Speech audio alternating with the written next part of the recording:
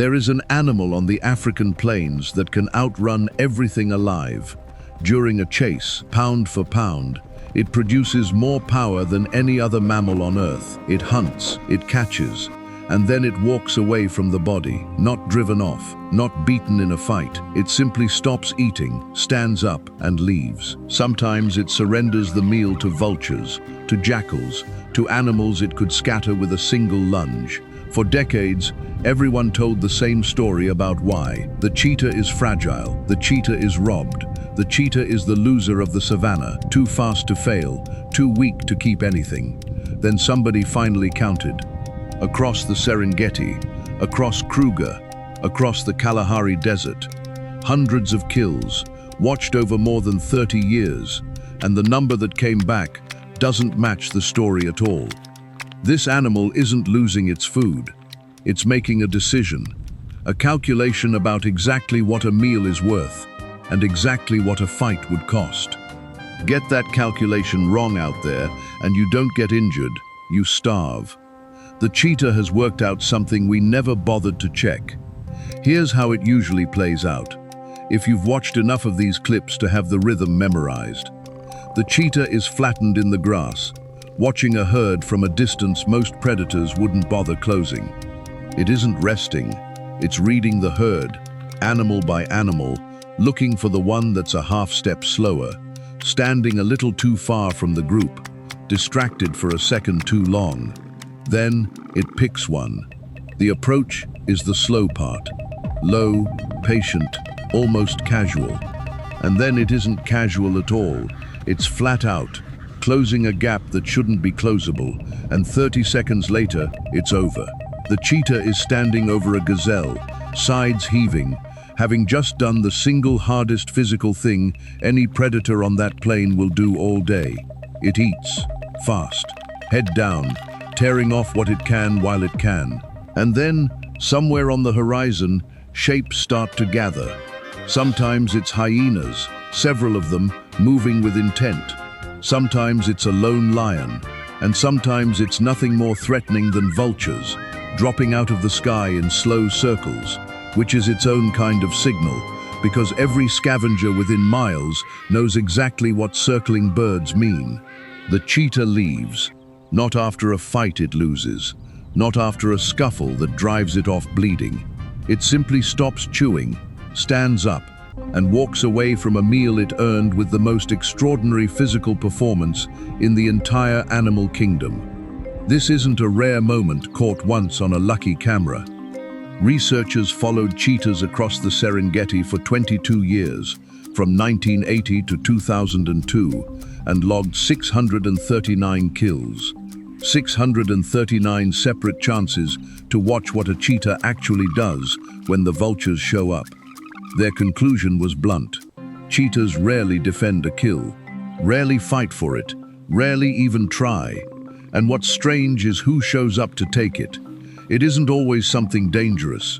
Sometimes it's jackals, sometimes it's vultures, which can't hurt a cheetah at all. Neither one could take that carcass in a straight contest of strength.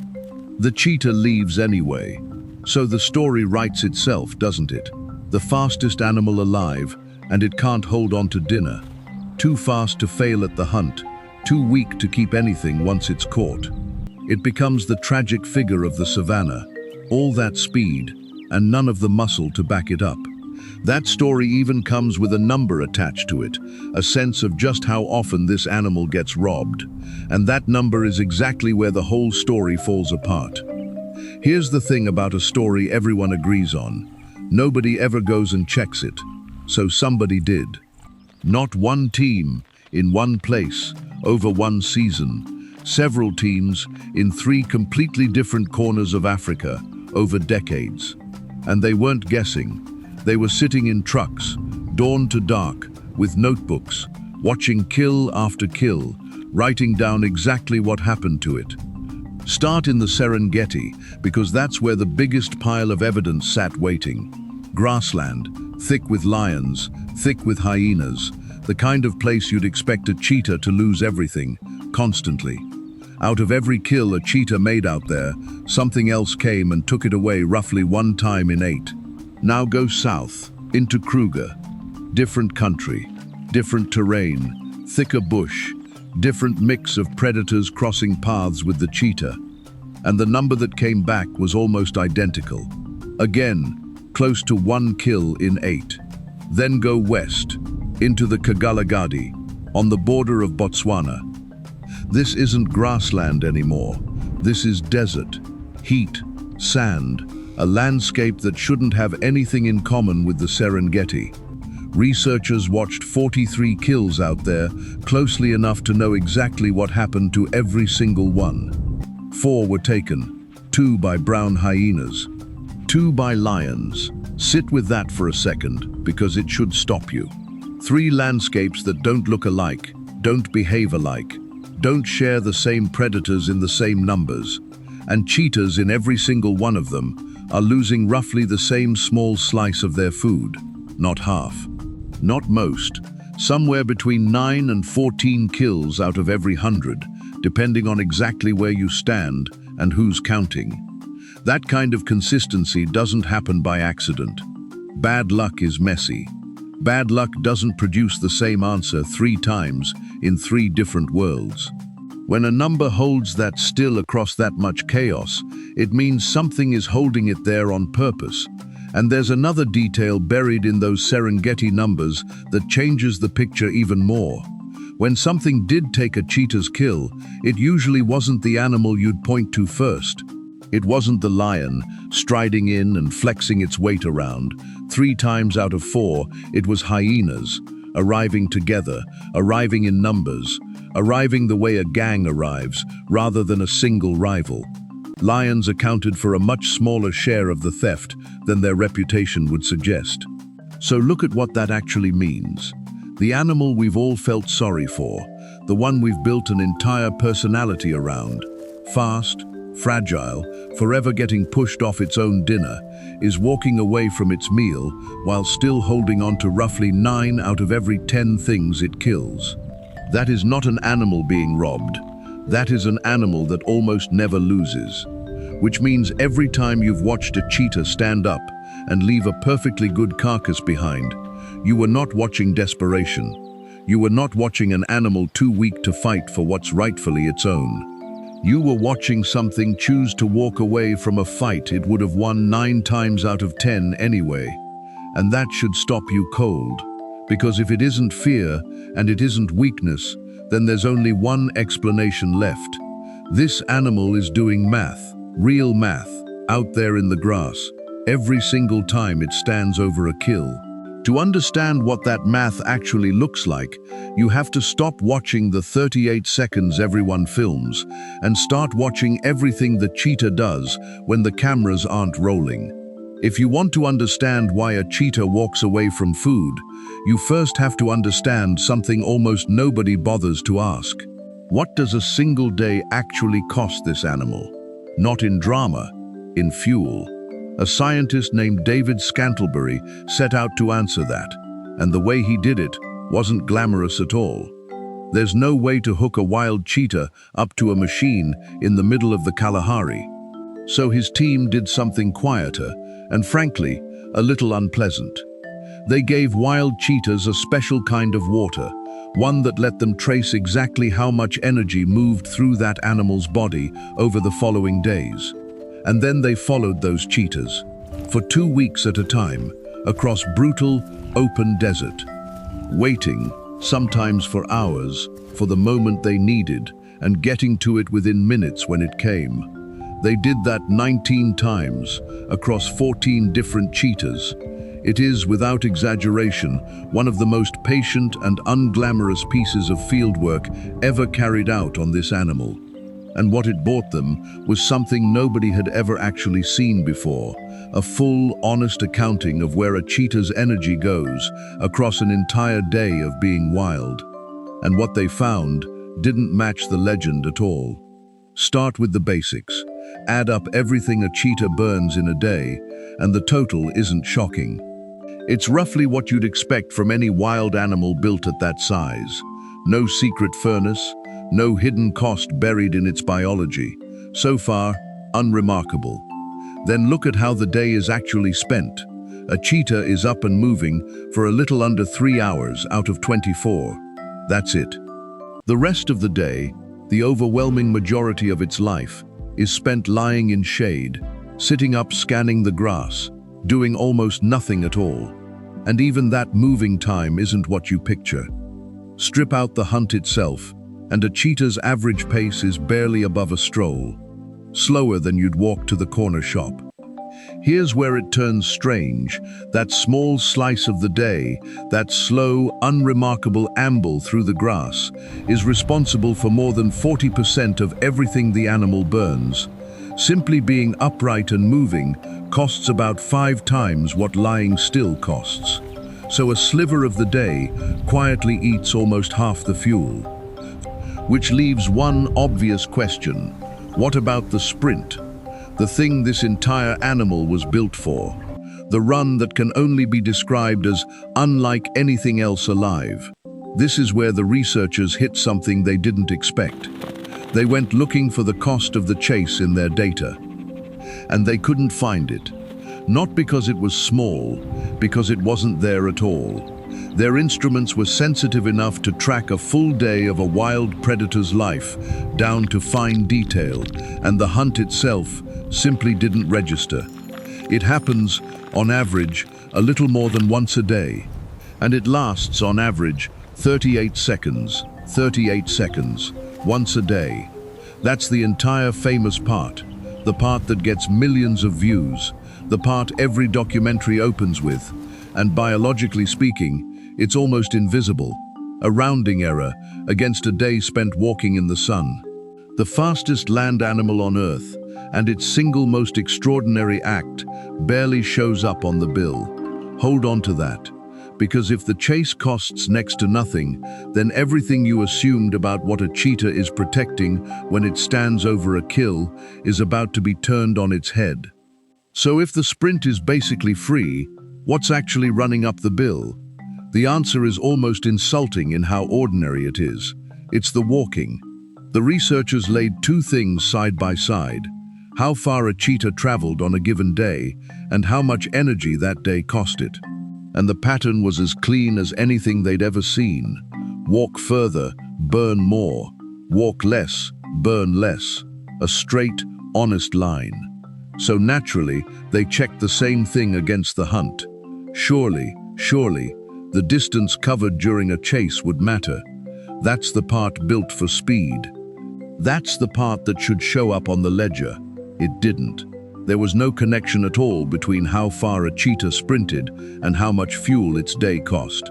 None. Which means the thing everyone assumes is expensive, the chase, the kill, the violence of it, isn't what this animal is actually paying for. What it's paying for is the walk between one chance and the next. The searching, the slow crossing of empty ground, hour after hour, looking for the next herd, the next weak animal, the next opportunity that might not come for a day, or 2, or 3. The hunt is the cheap part. It's over in half a minute, and it's the single most efficient thing this animal does all day. The expensive part is everything around it. The endless, patient, unglamorous commute to get there. And once you see that, the whole picture flips. If a hunt costs almost nothing to run, then losing that hunt costs almost nothing too. Not zero, but nowhere near the catastrophe you'd assume, watching a cheetah walk away from a meal it clearly wanted. Losing a kill just means doing another 38-second sprint at some point down the road. An inconvenience, not a tragedy. Losing a fight is a different animal entirely. A fight costs teeth and claws and weight the cheetah simply doesn't have compared to what's coming to challenge it. A fight can cost a leg, an eye, the kind of injury that doesn't heal clean out in the open. And for an animal that survives on exactly one skill, a burst of speed that depends on a body with zero room for damage, an injury isn't a setback. It's the end. So now put the 2 costs side by side, the way the cheetah effectively does every single time something shows up on the horizon. Walk away from the meal, and the price is a bit more walking tomorrow. Stay and fight for it, and the price might be everything. When you frame it that way, staying to defend a kill isn't brave. It's the worst trade on the entire savannah. Which raises the obvious next question, and it's the one that actually matters. If losing a kill barely dents this animal, how much could it actually lose before that stopped being true? Where's the real edge? Because 9 or 10 kills out of every 100 clearly isn't it. To answer that, the researchers didn't just watch. They built a model and pushed the cheetah's world as far as it could go before it broke. So the team asked the obvious next question, the one that actually decides whether any of this matters. Not how much do cheetahs lose, how much could they lose before it started to genuinely hurt them. They took everything they now knew about a real cheetah's day, the walking, the resting, the true cost of moving around that stretch of desert, and they started turning up the dial, feeding in worse and worse luck, watching what the animal would be forced to do to keep surviving on the other side of it. They started at a number that's already far beyond anything ever recorded in the wild. A quarter of every kill, gone. Stolen before the cheetah gets a real meal out of it. Twice as bad as the worst theft rate anyone has ever actually documented, anywhere, in any of these studies. And at that number, here's what the model says the cheetah would need to do to stay alive and healthy. It would need to be up and moving about 1 extra hour a day. 1 hour. That's the entire cost of losing a full quarter of its meals. Not starvation, not collapse. An extra hour on its feet, walking a bit further to make up for what it lost. In terms of the actual energy that costs the animal, it works out to roughly 12% more than a normal day. Lose 1 kill in 4, and the bill comes to 12%. That is not a species living on the edge. That's a species with room to spare. So where does it actually break? The model kept climbing, and the cheetah kept absorbing it, right up until somewhere past losing half of everything it kills. Cross that line, and the animal would need over 9 hours a day just moving to keep up. That's not a hard day. That's not survivable, full stop. So there's the real edge. Somewhere north of 50%, this animal's entire way of life stops working. Now put that next to what actually happens out in the Serengeti, in Kruger, in the Kgalagadi. Somewhere between 9 and 14 kills in every 100, taken by something else. Read those two numbers side by side, and it should genuinely unsettle you. The point where a cheetah's life falls apart sits up around 50% and beyond. What it actually deals with, day to day, is less than 15. This is not an animal clinging to survival by its fingernails.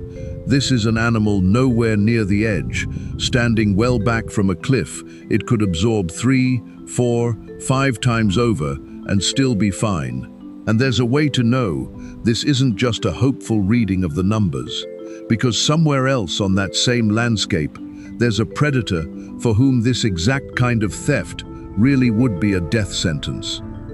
The African wild dog hunts nothing like a cheetah. No 38-second burst, no long recovery. A wild dog runs its prey down over minutes, sometimes hours, at a pace that costs roughly 25 times what resting does. And it does this for something close to 3.5 hours, most days of its life. Compare that to a cheetah's 38 seconds, once a day. For an animal paying that kind of price for every single hunt, losing kills to theft isn't an inconvenience. It's catastrophic. Researchers running the same kind of calculation on wild dogs found exactly that.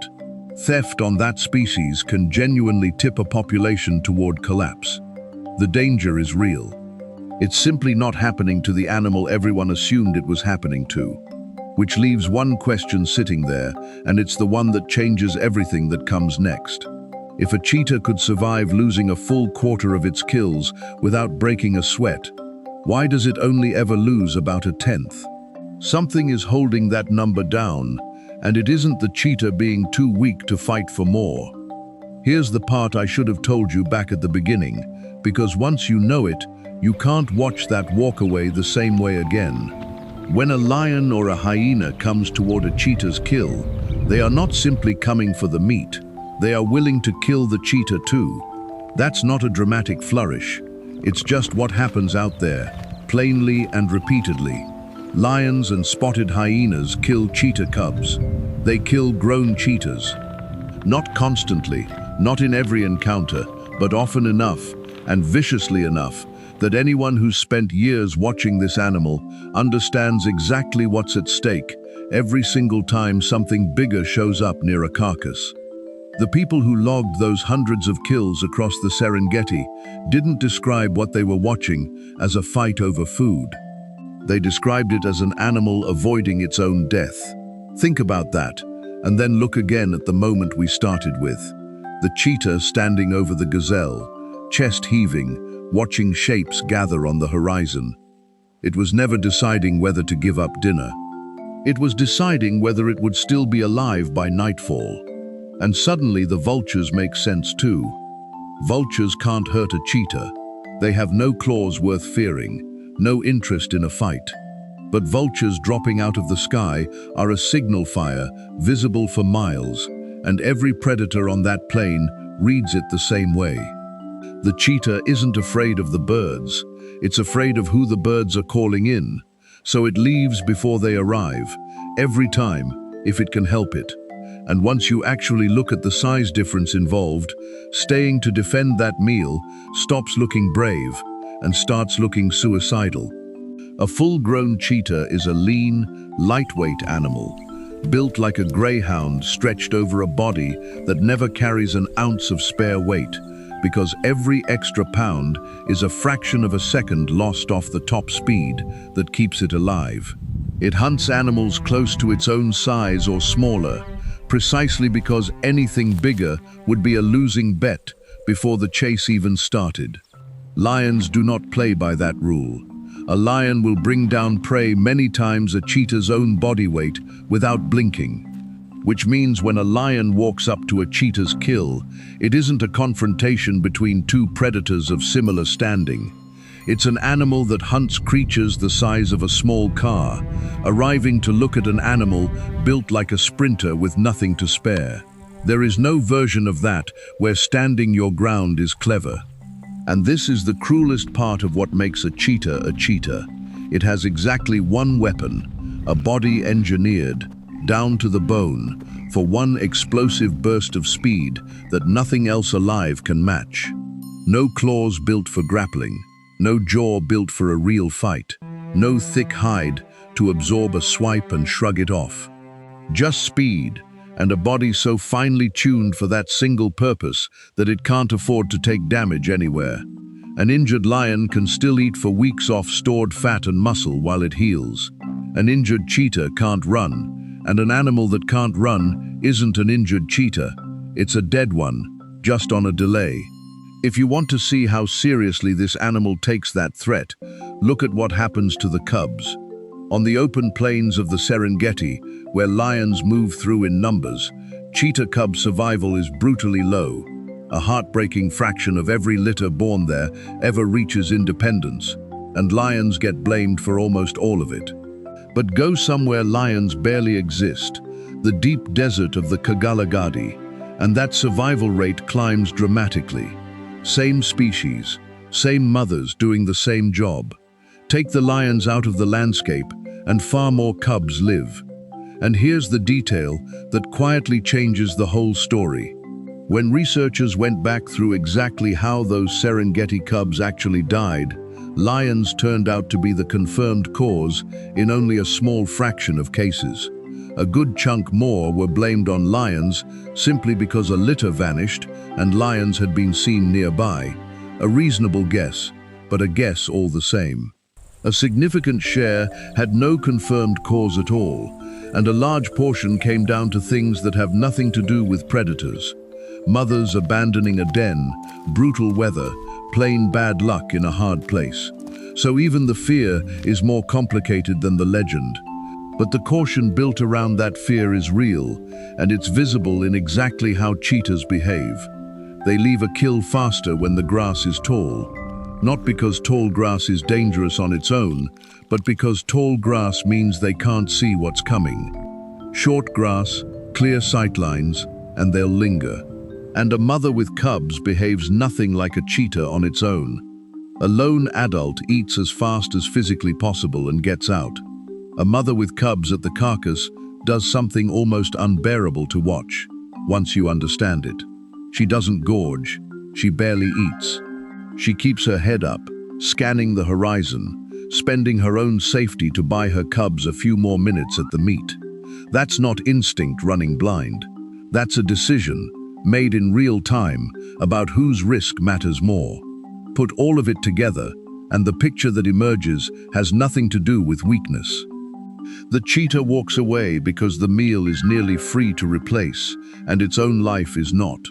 And because it walks away, it almost never ends up in the one kind of encounter that could actually kill it. I do want to be honest about where the evidence ends here, though. The idea that cheetahs keep that theft number so low specifically because they're this careful. That's the researchers' own best explanation, built from everything they've observed. It's not something anyone has proven in a lab. It's the pattern that fits best. And there's more of the story that's still genuinely unsettled.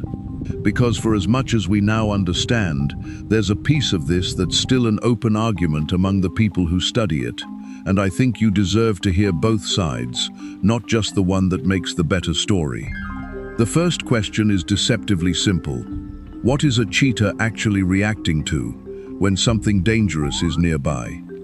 Researchers played recordings of lions and hyenas to wild cheetahs and watched what happened next. The cheetahs hunted less afterward, caught less, and lions unsettled them more than hyenas did. So far, that fits everything we've just walked through. But here's the twist. The reaction didn't change depending on whether the listening cheetah was male, female, or a mother with cubs to protect. And that detail pushed some researchers toward a different reading entirely, that cheetahs might be reacting less like prey fearing a killer and more like one predator sizing up a rival for the same food. Two respectable interpretations, same evidence, no settled answer. The second dispute is bigger, and it caught me off guard the first time I read it. Do cheetahs actually avoid lions at all, the way the whole story assumes? One team answered that with hundreds of camera traps scattered across more than 1,000 square kilometers of the Serengeti. And what they found wasn't cheetahs steering clear of lion territory, it was cheetahs living right alongside them, sharing the same ground, more or less, except in the rare places where lion numbers ran extreme. What the cameras did catch was something subtler. Cheetahs weren't avoiding places, they were avoiding times. A patch of ground would see lions move through, and cheetahs would simply stay away from it for a few hours, then quietly come back once the coast was clear. Not a map of no-go zones, a clock.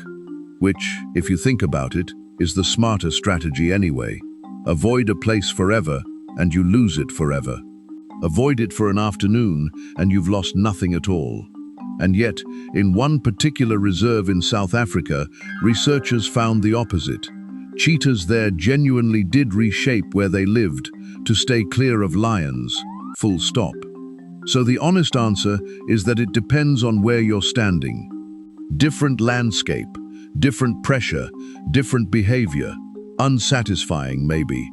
But that's what happens when you actually go looking instead of settling for the tidy version. So let's end where the evidence actually points, instead of where the story wants to go. Everything we've walked through says the same thing from a different angle. The chase costs almost nothing. Losing a kill costs almost nothing. What actually costs a cheetah is distance. The walking, the searching, the long, unglamorous miles between one chance and the next. And that leads to the one sentence that matters more than any other in this entire story. If something forces a cheetah to travel farther than it naturally would, that is the thing that breaks it. Not lions stealing gazelles. Distance. So ask yourself what actually makes an animal travel farther than it should. Being pushed off ground it would have hunted. being fenced out of territory that used to be open, being forced around a road, a farm, a boundary that didn't used to exist. That's not the wild doing that to the cheetah. That's us. And it doesn't look like a threat at all. There's no blood in it, no drama, nothing you'd ever catch on camera. It just makes the walk a little longer, every single day, for the rest of that animal's life. Which means we've been watching the wrong scene the whole time. We built an entire story around hyenas, mobbing a carcass, around a lion, muscling a cheetah off its kill. Because that's the moment with tension in it, the moment that feels like the danger. Meanwhile, the actual threat has been sitting quietly in the background the entire time, and it doesn't make good footage at all. So go back to where we started. The cheetah standing over the gazelle, chest still heaving, watching shapes gather on the horizon. It turns and it walks away, and every single person watching feels sorry for it. Don't. It knows exactly what that meal costs. Almost nothing. It knows exactly what a fight would cost. Everything it has. It has done the arithmetic that we never bothered to do, out there in the grass, every single day of its life, and it got the answer right. That animal isn't losing. It's the only one on that plain who's actually counted.